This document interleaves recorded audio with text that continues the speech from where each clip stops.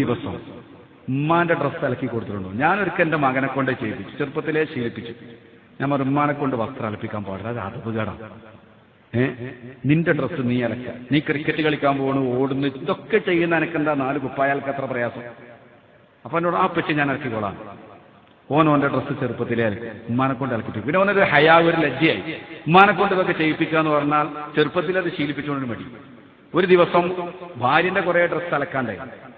അവള് റമളാൻ അടുത്ത് വരുമ്പോൾ നമ്മളോട് ക്ലീൻ ചെയ്യല്, ജനവാതിലും വാതിലൊക്കെ അടക്കി തോത്തുമ്പോ ഇവളിങ്ങനെ അടുക്ക് പറഞ്ഞ് കുറെ അലക്കാനുണ്ട് എന്നൊക്കെ കല്ലുമ്പന്ന് അലക്കണം.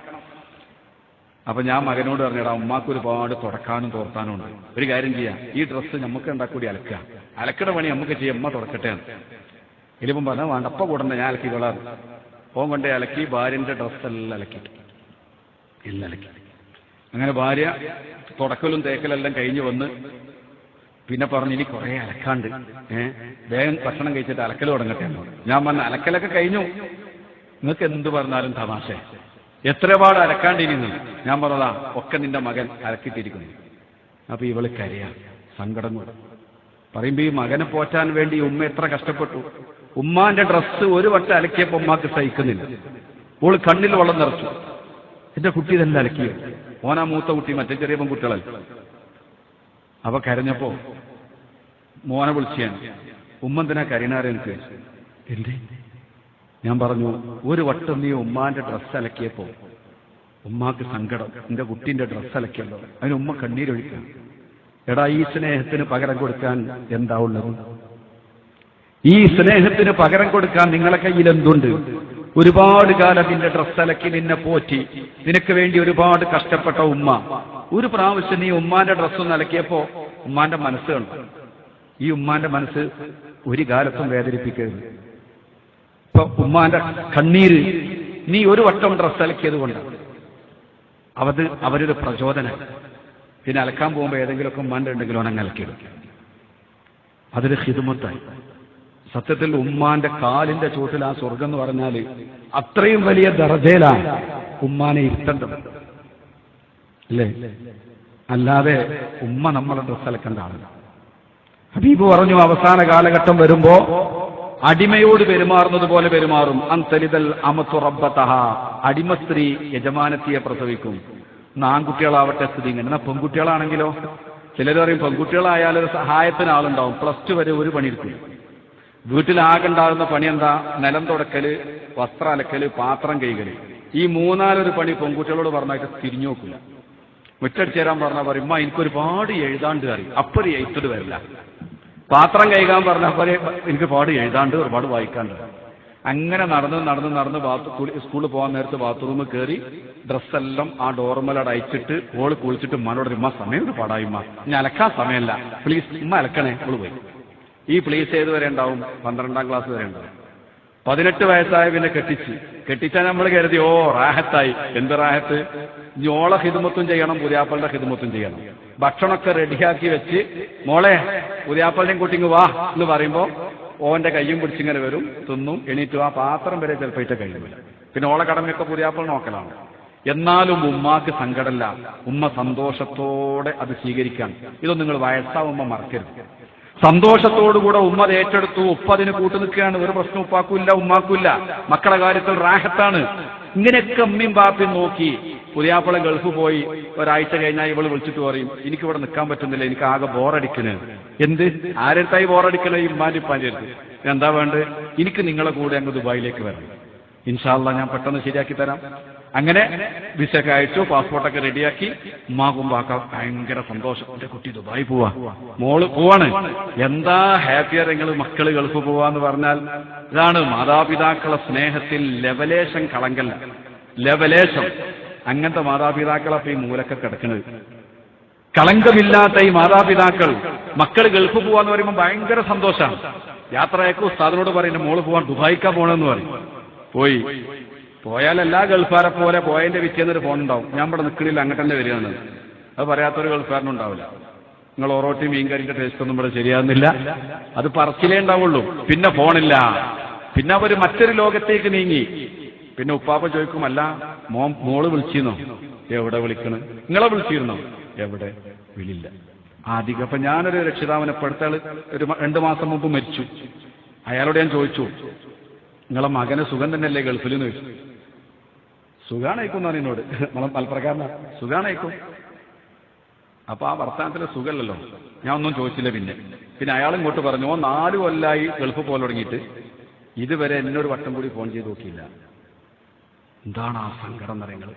4 വർഷമായി മകൻ ഗൾഫിലാണ്, ഓന്നതരെ വിളിച്ചിട്ടില്ല. എന്താ കാരണം? ഓന്റെ പെണ്ണുങ്ങൾക്ക് ഇങ്ങനെ വിളിക്കും, വർത്താനം പറയും, ഓളോട് ചോദിക്കുന്നുണ്ടാവും എന്റെ വർത്താനം, പക്ഷെ എന്നെതിരെ ഓൻ ഫോണിൽ വിളിച്ചിട്ടില്ല.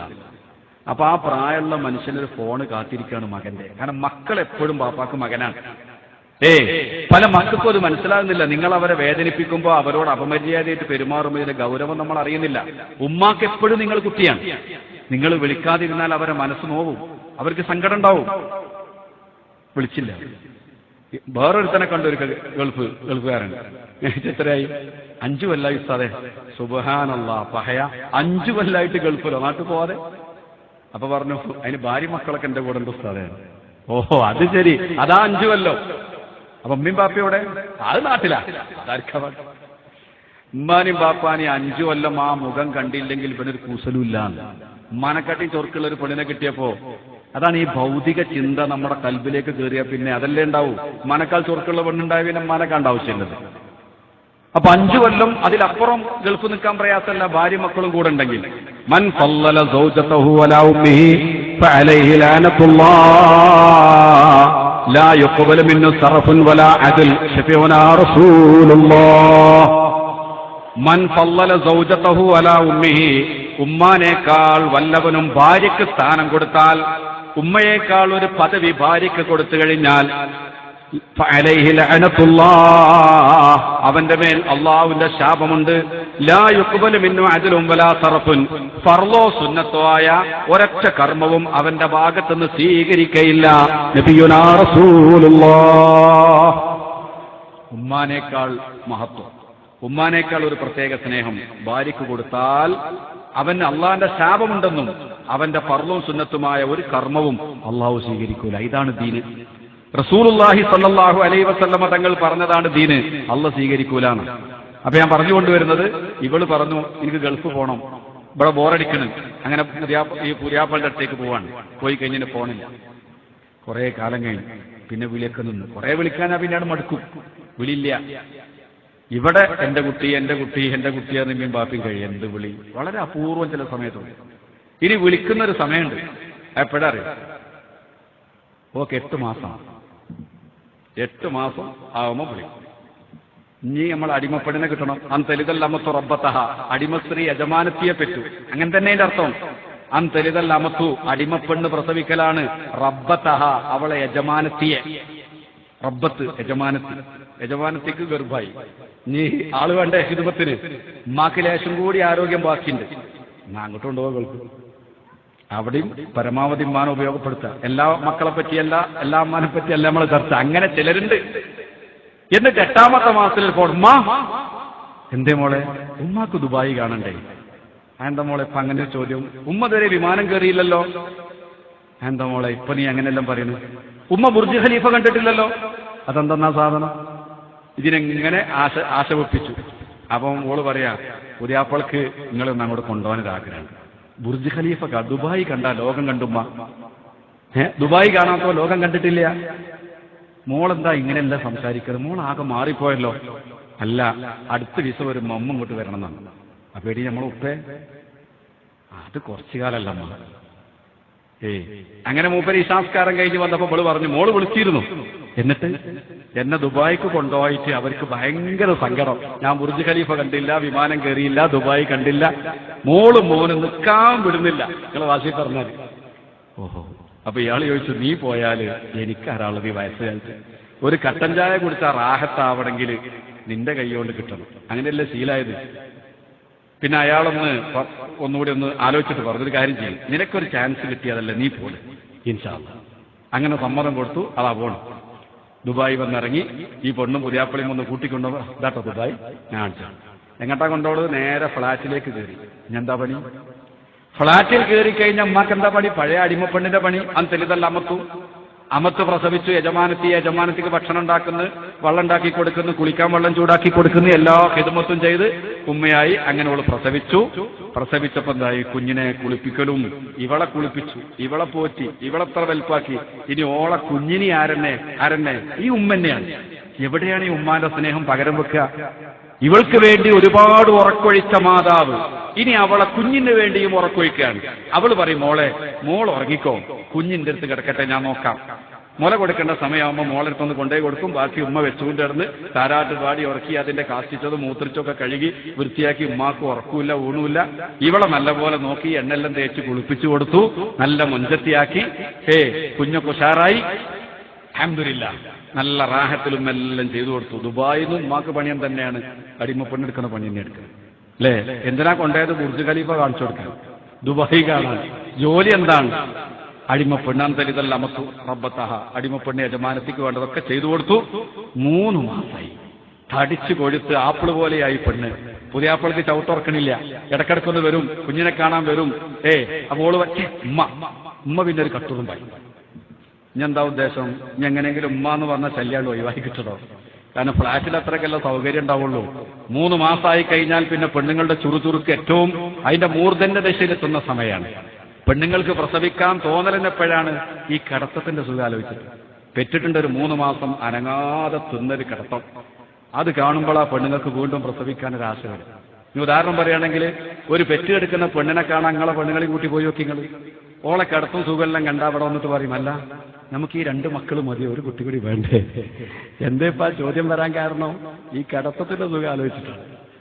സുബ്ഹാനല്ലാഹ് അല്ലേ? പൊതുവെ അങ്ങനെയല്ലേ? അത് കാണുമ്പോൾ നമുക്ക് ആശയായി. അല്ലെങ്കിൽ ഒരിക്കൽ പ്രസവവേദന സഹിച്ച പെണ്ണുണ്ടോ പിന്നെ പ്രസവിക്കാൻ നിൽക്കുന്നു? ഈ കിടത്തത്തിന്റെ റാഹത്താണ്. അങ്ങനെ എന്ത് ചെയ്തു? 3 മാസമായി. പുതിയാപ്പളിയും സബൂർ ചെയ്യാൻ തുടങ്ങിയിട്ട് കുറച്ച് കാലമായി. ഇവള് അടുങ്ങുന്ന അതിസുന്ദരിയായി. ഇനി എങ്ങനെങ്കിലും ഉമ്മാന്റെ ശല്യം ഒന്ന് ഒഴിവാക്കിക്കണം. അതിന് ഇവള് ചെയ്യുന്ന ഹിക്മത്ത് ഒരു സ്വപ്നം കാണലാണ്. ഉറക്കത്ത് കാണും. പിറ്റേന്ന് രാവിലെ സുബൈക്ക് പറയും, ഉമ്മ എന്തേ മോളെ, എന്തേ? ഞാൻ ഇന്നലെ ഉപ്പാണ് ഉറക്കത്ത് കണ്ടുകയറി. സുബ്ഹാനല്ലാഹ്, ഉപ്പാക്ക് ഒന്നുമില്ലമ്മ, ഞാൻ സ്വപ്നം കണ്ടതാണ്. അല്ല മോളെ, നല്ല സ്വപ്നം തന്നെയല്ലേ? എന്റെ ഉമ്മ, ഉപ്പാക്ക് ഒരു ചൂടുവെള്ളം ഉണ്ടാക്കി കൊടുക്കാൻ ആരാ അവിടെ ഉള്ളത്? എനിക്കെന്റെ ഉപ്പാന്റെ കാര്യം ആലോചിക്കുമ്പോൾ എന്തെല്ലോ ആവും. അത് പറഞ്ഞപ്പോ ടെൻഷനായി ഉമ്മാക്ക്. അപ്പൊ പറ, പൊന്നാര മോളെ, ഞാൻ പോയാലോ? ഞാൻ 3 മാസമായില്ല മോളെ വന്നിട്ട്. അതിപ്പോ പുതിയാപ്പളങ്ങളെ വിടും തോന്നില്ല. അല്ല മോളെ, ഈ സ്വപ്നം കണ്ട് കുഴപ്പമില്ല. സ്വപ്നം കണ്ടു, എന്റെ വാപ്പാന്റെ കാര്യാലോ. അതിനകത്ത് ഉമ്മാനെ വിശ്വാസാക്കാനകത്ത് സ്വപ്നം കണ്ട്. ഇതെല്ലാം പറഞ്ഞ് പുതിയാപ്പള വന്നപ്പോഴേ വിഷയം അവതരിപ്പിച്ചു. ഉമ്മത വീട്ടിൽ പോകാൻ തിരക്കാക്കുന്നു. അപ്പൊ പുതിയാപ്പളോട്, അല്ല മോനെ, ഞാൻ വന്നിട്ട് 3 മാസമായില്ലേ? കുട്ടിയൊക്കെ അത്യാവശ്യം റാഹത്തായി, ഓള് സന്തോഷമായി, ഇനി ഞാൻ പൊയ്ക്കോട്ടെ. അപ്പൊ പുതിയാപ്പള പറയും, ഇത്ര പെട്ടെന്ന് പോവമ്മ, ഓന്റെ മനസ്സിലുള്ളത് നേരത്തെ പോയിക്കോട്ടെ എന്നാണ്. എന്നാലും അങ്ങനെയല്ലേ പറയാ? എല്ലാരെ പറ്റി, എല്ലാ പുതിയാപ്പളാരെ പറ്റി എല്ലാം പറയും. അങ്ങനെ ഇവൻ പറയാണ്, ഉമ്മ അങ്ങനെ വെറുതെ പോണ്ട, ഒരു സാധനം വാങ്ങിട്ട് പോകണം. 3 മാസം നിന്നല്ലേ അടിമപ്പെണ്ണ്. എന്നിട്ട് എവിടുക്കാ കൊണ്ടുപോകാന്നറിയോ? ഈ തടിച്ച പെണ്ണും ഇവനും കൂടി ഉമ്മാനെ നറുക്കിരുത്തി കൊണ്ടുപോകാൻ എങ്ങനത്തെ ഗൾഫിലുണ്ട് ഒരു കട, കുല്ലു ഷൈഇൻ റിയാലൈൻ, കുല്ലു ഷൈഇൻ റിയാലൈൻ. എന്തെടുത്താലും 2 റുപ്യ. ഇവിടെ പറയും, ഉമ്മ വേണ്ടത് എടുത്തോളി, എന്ത് നോക്കണ്ട, പൈസ ഒന്നും നോക്കണ്ട, വേണ്ട എടുത്തോളാം. എന്നിട്ട് ഈ സാധുവിന് കുറെ സോപ്പ്, കുറെ മുടിമ കൊടുക്കണ സാധനം, ഇങ്ങനത്തെ കുറെ പാത്രം വരയ്ക്കണവും കഴുകണം, അതൊക്കെ വലിയ പാക്കറ്റായിരിക്കും. ഇങ്ങനെ കുറെ സാധനം വാങ്ങി കട്ടാക്കി അതിനങ്ങോട്ട് പോകും. എന്തേ കിട്ടിയത്?